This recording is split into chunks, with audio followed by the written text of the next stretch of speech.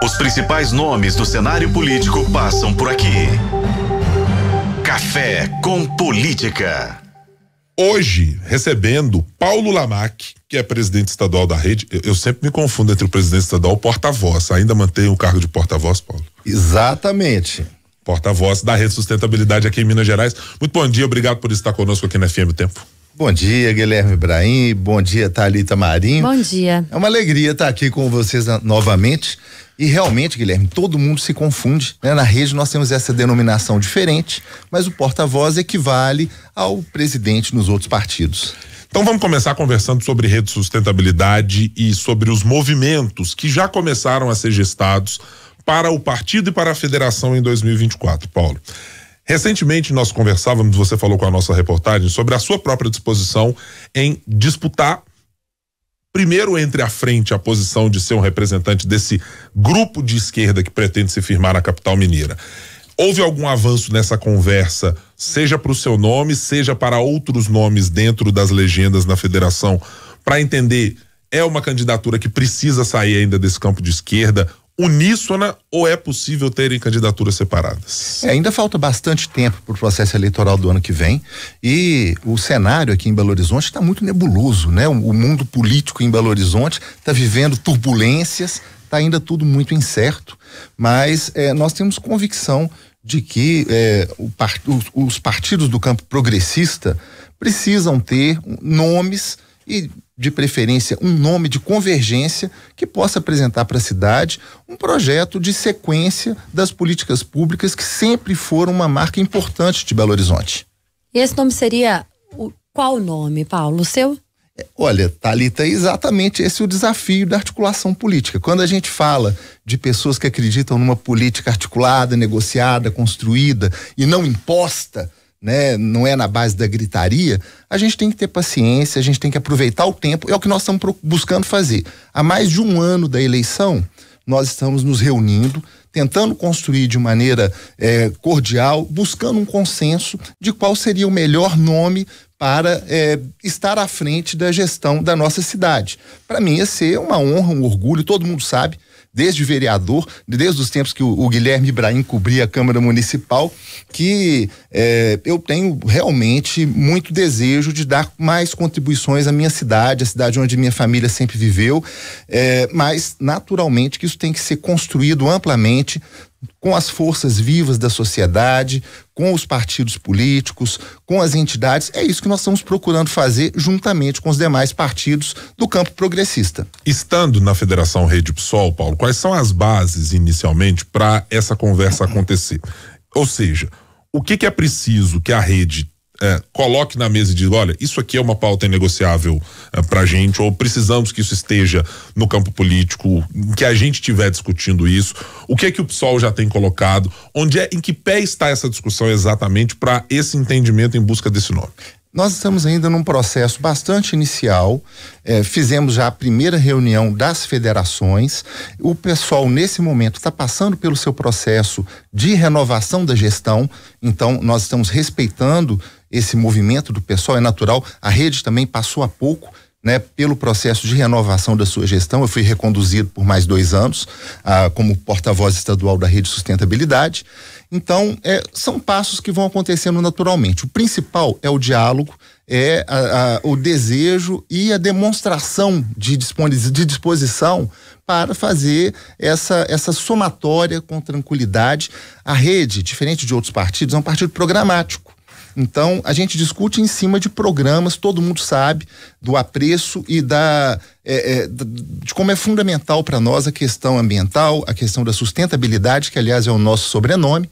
Então, todo e qualquer acordo que nós fizermos será em cima de uma pauta programática para Belo Horizonte, para o desenvolvimento da cidade. Lamentavelmente, Belo Horizonte está estagnada já há vários anos, nós sabemos disso e queremos contribuir para que esse desenvolvimento da nossa cidade se dê de maneira sustentável. Desculpe interromper, Thalita, o quanto o critério, desempenho partidário mais recente ou dos nomes colocados à mesa vai ser importante? Pergunto porque há, evidentemente, algumas diferenças entre o que o PSOL conquistou de cadeiras, o que a rede conseguiu conquistar de cadeiras, até o seu próprio desempenho nas últimas eleições. Isso vai chegar na mesa em que momento? É nesse momento agora de início de conversas? É mais à frente? Ou isso não é um critério a ser analisado pelas federações? Olha, tudo tem que ser analisado, tudo tem que ser considerado. Eu acho que, em primeiro lugar, o diálogo e sempre considerando as variáveis colocadas. Mas nós temos que compreender que isso não é uma discussão somente de Belo Horizonte também. Nós somos uma federação, Rede PSOL. Essa federação, ela acontece no município, acontece no estado e acontece no país. Então, existem as postulações prioritárias do PSOL e da Rede em cada um dos estados, em cada um dos municípios, em posições diferentes nos diversos municípios. Então, isso, além de ser discutido no âmbito municipal, também será debatido na federação estadual, e nesse ponto de vista a gente tem um equilíbrio importante aqui em Minas Gerais. É um dos estados mais equilibrados da Federação Nacional, onde a rede tem um desempenho, em Belo Horizonte, um desempenho muito equivalente ao do PSOL, no estado ligeiramente superior ao do PSOL, e nacionalmente o PSOL tem um volume muito superior ao da rede. Então, isso certamente, como Belo Horizonte é uma capital, é um espaço importante, também será discutido e certamente será decidido na Federação Nacional. Quando a gente fala em rede de sustentabilidade, é inevitável que venha o nome de Marina Silva, né? Acho que as pessoas associam a ministra ao partido, assim como associam o PT ao Lula, o PL, ainda que nessa confusão de partido do ex-presidente Jair Bolsonaro. Mas quando colocada como candidata, por exemplo, a Marina não consegue ter uma expressão de votos, né? Ou votos expressivos que consigam, inclusive, alcançar o objetivo principal. Agora, a ministra, aí com uma visibilidade maior, mas qual o espaço que a rede não ocupa hoje, que gostaria de ocupar, seja no governo federal ou na representatividade que tem aqui em Minas Gerais? Veja bem, Thalita, só me parece importante lembrar que a Marina, especialmente na campanha de 2010, ela foi a candidata mais votada aqui em Belo Horizonte. Não ganhou a eleição nacionalmente, mas em alguns municípios, e notadamente em Minas Gerais, ela teve um desempenho extremamente competitivo, chegando à frente da Dilma, na nossa capital.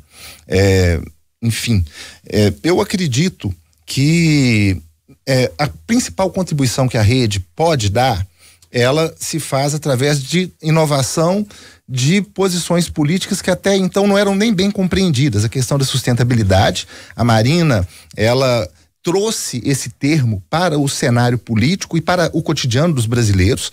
Marina joga um papel fundamental, não apenas na rede, mas no Brasil e no cenário internacional. Você vê que o discurso do Lula hoje é extremamente embasado na argumentação da Marina e no trabalho que a Marina desempenha à frente do Ministério.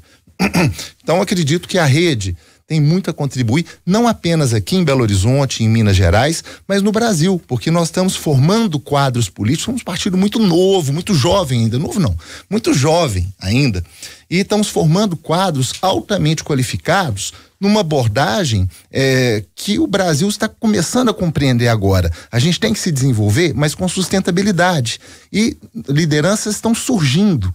Nós estamos falando, então, de disputar os espaços de formulação das políticas, disputar os espaços de gestão, mas com abordagens novas, abordagens que vão nos colocar numa condição não de país subserviente, mas de um país que projeta políticas sustentáveis para o futuro. Eu vou fazer aqui, Paulo, aproveitando que você mencionou o Novo, é um dos partidos que, gestado há pouco tempo, percebeu a necessidade de se modificar para conseguir encontrar, primeiro, respaldo eleitoral, que acumulou derrotas importantes nas casas legislativas, e também para encontrar o seu caminho na conversa com o eleitor, para se manter como partido. Tem problemas, inclusive, com cláusula de barreira para conseguir isso acontecer.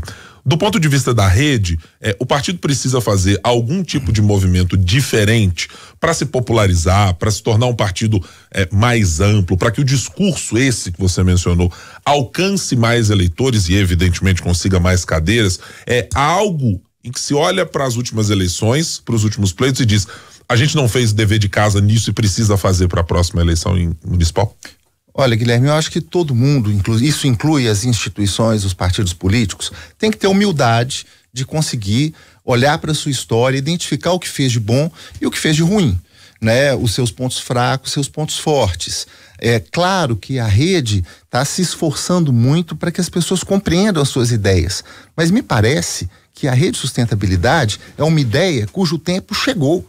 Ela começou a falar dessa pauta do aquecimento global, da necessidade da gente mudar o patamar, a forma como a gente lida com energia, que a gente lida com a natureza. Começou a falar disso há 10 anos atrás, antes ainda de ser constituído como partido. E de fato a Marina Silva foi altamente inovadora nesse contexto. Hoje as pessoas já compreendem mais. O que antes era visto como assim, é um eco chato, é uma pessoa que está viajando na maionese. Hoje todo mundo sabe da seriedade da pauta. Então eu penso que a gente está trilhando um caminho, não é um caminho fácil, né? Ninguém nunca deu nada de graça para nós, né? Tudo sempre foi às custas de muito esforço, nunca fomos um partido abonado, um partido rico, sempre fomos pessoas que buscaram, que correram atrás, que acreditam nas suas convicções, e eu acredito que estamos seguindo um bom caminho. Mas precisamos popularizar mais? Precisamos, temos que dialogar sempre mais e qualificar sempre mais. A vantagem que a gente tem, frente a outras denominações, como que você colocou aí, é que nós estamos aprofundando cada vez mais na nossa proposta. Nós não estamos voltando atrás no que a gente propôs, né? Não era contra avião, depois a favor de avião, não falava que não ia pagar secretário, depois paga secretário, aumenta secretário. Então, graças a Deus, a gente segue numa linha de coerência, né? Buscando ajustar, mas sempre coerente com a proposta original.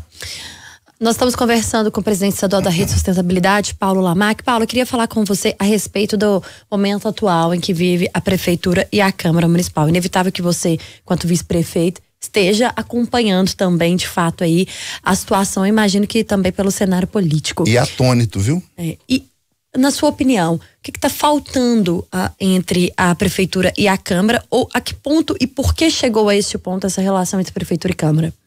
Olha, Thalita, eu inclusive acompanho os editoriais de vocês aqui e você falou tudo outro dia, né? Quando você fala da postura que as pessoas todas têm que ter com relação aos cargos que ocupam. Eu conheço o prefeito Fuad de muitos anos, ele foi nosso secretário de Finanças, é um quadro técnico, um dos melhores gestores de finança pública que nós temos no país. Mas, de fato, e ele reconhece isso, não é uma pessoa que tem uma experiência de condução política. E isso, às vezes, o coloca à margem, né, e o coloca exposto a chantagens políticas inaceitáveis. E nós estamos vivendo um tempo que eu nunca imaginei que nós viveríamos em Belo Horizonte, de uma falta de compostura, de uma falta de civilidade, até de educação, né, de quadros que ocupam cargos importantes na esfera municipal, e eu acredito que isso dificulta muito as relações. Quando as pessoas estão lidando com truculência, com violência política, com abuso de autoridade política, e lamentavelmente o prefeito está exposto a esse tipo de pressão, a esse tipo de chantagem, eu penso que isso prejudica no fundo Belo Horizonte, sabe? A gente deixa de fazer as coisas boas que a gente poderia estar fazendo em função de brigas e de disputas menores que não são pelo bem da cidade. Só teve, inclusive, no cargo de secretário de governo na Prefeitura de Belo Horizonte, e com alguma parte dos vereadores que hoje compõem a Câmara Municipal. Verdade. Qual é o diagnóstico que se faz de por que lá atrás existiu esse tipo de problema, dos embates mais ferrenhos entre a casa, e por que nesse momento eles estão nesse nível que você mencionou? Guilherme Brain, apesar da criminalização da política, da percepção muito negativa que a população brasileira tem da política, a gente tem que ter clareza que não é possível você gerir a coisa pública sem uma boa condução política. O prefeito tem ótimos quadros técnicos, mas a administração se ressente da falta de maior articulação política, e com isso a gente acaba tendo essas situações que são desagradáveis e que vão conduzindo aí aquele negócio, igual criança. Você vai testando para ver até onde que você pode ir, né? E vão testando o prefeito o tempo inteiro, né? Apresenta aqui uma demanda, apresenta aqui uma exigência, apresenta ali uma imposição. Então, penso que, lamentavelmente, esse perfil político que hoje está prevalente nas relações aqui de Belo Horizonte, ele vai enterrando a boa política que sempre caracterizou as nossas relações aqui em Belo Horizonte. Mas deixa eu lhe perguntar, o senhor está falando especificamente do presidente da Câmara ou o senhor está falando de outros parlamentares também na Câmara Municipal? Não, eu acho que nós temos hoje alguns parlamentares, eu não diria que é a maioria, eu tenho um respeito profundo pela Câmara Municipal, fui vereador nessa casa e sei do bem que ela pode fazer para a cidade e sei do mal que ela pode fazer para a cidade, né? Dependendo da condução. E aí é curioso, porque muitas vezes um presidente da Câmara, como o atual, critica um presidente anterior, que ele chama de bandido, que ele fala que achaca, né, os interesses da cidade, mas são as duas faces da mesma moeda. O achaque é condenável, sempre condenei, e a chantagem política é tão condenável quanto a falta de compostura, a falta de uma condução à altura do cargo que se ocupa. Então, isso é uma coisa que Belo Horizonte nunca viu. Belo Horizonte nunca viu uma relação dessa maneira, e eu acho que realmente todos nós perdemos. E a gente corre o risco de perder mais, porque Belo Horizonte vem de um histórico, de uma sucessão de prefeitos, de partidos diferentes, de concepções diferentes, mas de administrações equilibradas. Nós temos uma dívida pequena na prefeitura, as pessoas não falam isso, mas Belo Horizonte é uma das capitais menos endividadas, uma folha equilibrada, quadros técnicos competentes, e tudo isso fica exposto a uma crise motivada por agentes políticos que estão buscando o próprio interesse. É uma loucura isso. Nunca vi em Belo Horizonte, lamento estar vendo, esperava nunca ver. Quando o senhor estava no cargo de vice-prefeito na gestão de Alexandre Calil, já havia um embate com o Gabriel Azevedo, mais especificamente com o ex-prefeito Alexandre Calil. Naquela ocasião, era mais difícil essa relação com o vereador por esse embate político que ele tinha com o prefeito, ou a Câmara de uma forma geral? A que ponto evoluiu o Gabriel Azevedo de lá para cá? Olha, isso é uma sinalização importante para a sociedade brasileira. Quando você empodera um determinado perfil, quando você dá uma caneta potente para determinada pessoa, ela vai expandir a sua capacidade de atingir as pessoas de maneira positiva ou de maneira negativa. O que eu percebo hoje na Câmara Municipal é o medo imperando. Vereadores têm medo, têm receio de serem o próximo na lista, né? De estarem expostos a uma vingança, e a palavra é essa mesma, né? Uma retaliação. Você vê essa situação do vereador Miltim, da CGU, que foi ameaçado, inclusive, de ser excluído da Câmara Municipal porque foi resgatar um cachorro. Então nós estamos vivendo tempos em que os próprios parlamentares estão sendo ameaçados e não estão atuando livremente como deveriam e como a gente espera dos nossos parlamentares. Então isso é a demonstração de que, dependendo de quem é empoderado, isso é uma demonstração de algo que eu sempre digo. Importa e faz muita diferença quem é o eleito. Se é o prefeito, se é o presidente da Câmara, se é o presidente da República, se é o governador, a pessoa que detém a caneta, ela influencia de maneira decisiva o clima, o ambiente político. E é isso que nós estamos vivendo. Cada um aí tem condição de tirar suas conclusões. No governo Calil, quando eu estava secretário de governo, pressões existiam. Não é porque não tinha pressão, não. Tinha pressão, sim. Tinha tentativa de chantagem, sim. E tinha tentativa de intimidação. A gente simplesmente não cedia a isso, e a Câmara Municipal não tinha esse perfil, né? Hoje as coisas estão mudadas e eu entendo que o desafio para a próxima gestão é, inclusive, além do desenvolvimento da cidade, é a pacificação política e colocar as coisas no lugar que elas têm que estar. É uma relação harmônica entre os poderes e uma relação respeitosa, civilizada com qualquer um, Guilherme. Não é favor tratar as pessoas com educação e civilidade. Não é só uma questão de respeitar mulher e idoso, não. Porque não é favor você tratar qualquer ser humano com educação e civilidade. Falar isso né, de representantes da nossa população aqui de Belo Horizonte, me parece assim um escândalo que a gente tenha que estar falando sobre isso. O senhor falou sobre a dívida de Belo Horizonte, né, sendo uma capital e com uma dívida menor aí do que outras capitais e outras cidades do Brasil, e falou também sobre essa falta dessa boa relação, nas palavras do senhor, essa falta de respeito aí na atuação da Câmara com a Prefeitura. A política atrapalha mais o desenvolvimento da cidade hoje do que nos anos anteriores? Sem sombra de dúvida. Na hora que a Câmara Municipal deixa de trazer para Belo Horizonte recursos na área de saneamento, por exemplo, né, estão trazendo para o campo político colocando algo mais importante do que o bem-estar da população.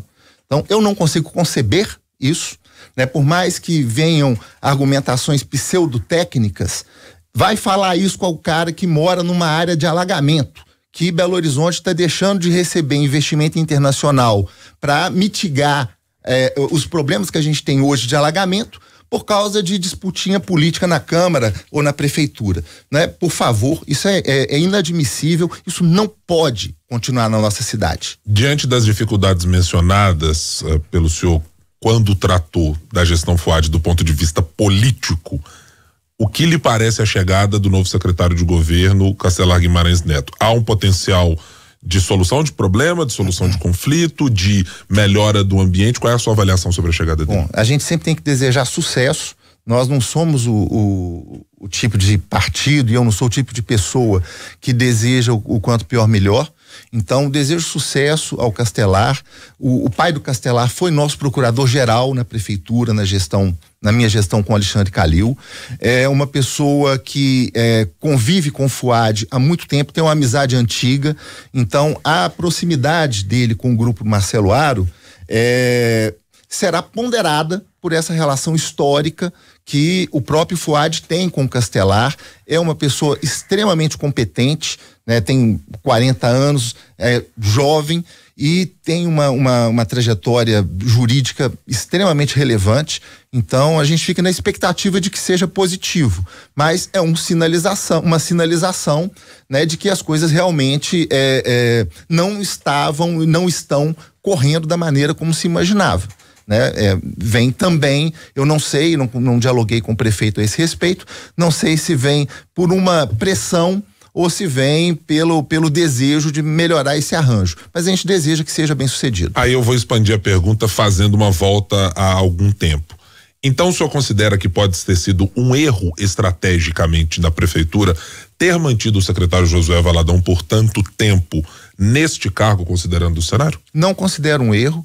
Acho o Valadão uma pessoa extremamente competente, é hoje a pessoa que melhor dialoga com os movimentos sociais, com as lideranças dos bairros da cidade, tem muito a contribuir com a cidade, em que pese ser tratado de maneira absolutamente inadmissível, inaceitável para qualquer ser humano. Mas não acho que tenha sido um erro, não. Acredito que o Valadão ainda tem muito a contribuir com Belo Horizonte. Nós estamos conversando com o presidente estadual da Rede Sustentabilidade, Paulo Lamaque. No Café com Política, hora do bate-pronto. Aquele momento de perguntas rápidas e respostas na mesma proporção. Começando, a rede está satisfeita com a federação atual? Está entusiasmada e aprofundando a relação com o pessoal na federação. Paulo Lamaque, candidato a vereador no ano que vem? Não é o meu desejo, não vou dizer que dessa água não beberei, né? E estou solidamente determinado a construir uma candidatura a prefeito de Belo Horizonte. A avaliação geral sobre a gestão Fuad até agora? Honesta, técnica e pouco política. E a avaliação da gestão de Gabriel Azevedo na Câmara Municipal? Prefiro não comentar, não tenho nada de positivo para acrescentar.